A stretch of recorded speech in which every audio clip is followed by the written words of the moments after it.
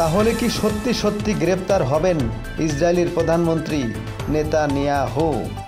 ফিলিস্তিনি অবরুদ্ধ গাজা উপত্যকায় ইসরায়েলি বাহিনীর বর্বর অভিযান এবং তাতে আন্তর্জাতিক আইন ও মানবাধিকার লঙ্ঘনের অজস্র ঘটনার দায়ে ইসরায়েলি প্রধানমন্ত্রী বেনিয়ামিন নেতানিয়াহু ও তার নেতৃত্বাধীন যুদ্ধকালীন মন্ত্রিসভা এবং ইসরায়েলি প্রতিরক্ষা বাহিনীর বেশ কয়েকজন জ্যেষ্ঠ কর্মকর্তার বিরুদ্ধে গ্রেপ্তারি পরোয়ানা জারি সিদ্ধান্ত নিয়েছে নেদারল্যান্ড হেগ শহরে অবস্থিত আন্তর্জাতিক অপরাধ ট্রাইব্যুনাল আইসিসি।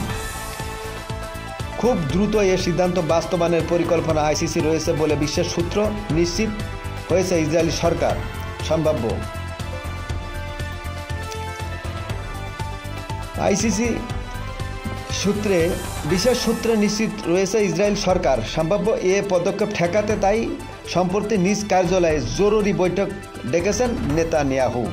ইসরায়েলের বর্তমান যুদ্ধকালীন বিশেষ মন্ত্রিসভার বিচার বিষয়ক মন্ত্রী ইয়াভির লেভিন, ট্রফিজিক এয়ারফোর্স বিষয়ক মন্ত্রী রন ড্রাম্প, পররাষ্ট্রমন্ত্রী ইসরায়েল এবং ইসরায়েল কাজত এবং সরকারপন্থী বেশ কয়েকজন আইনজীবীর সাথে এ বৈঠকে তিনি ব্যস্ত ছিলেন।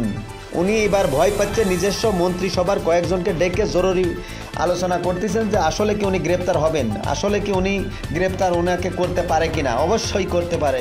আইসিসি আন্তর্জাতিক আইসিসি ট্রাইব্যুনাল নেদারল্যান্ডে অবস্থিত। তারা বিশ্ব মানবতার যে বিভিন্ন বিষয় আছে তারা তদন্ত করে এবং সেখানে সরাসরি সম্পৃক্ততা পাওয়া গেছে ইসরায়েলি প্রধানমন্ত্রী এবং তাকে আইসিসি গ্রেপ্তার করার জন্য পরোয়ানাও জারি করেছে, মামলা হয়ে গেছে। তাহলে দেখা যাক এবার কি হয়, শয়তানের রাজা কি গ্রেপ্তার হয় কিনা, এটা এবার দেখার বিষয়। নিউজটি সবাই শেয়ার করবেন, কমেন্ট করবেন, লাইক করবেন। আল্লাহ হাফেজ।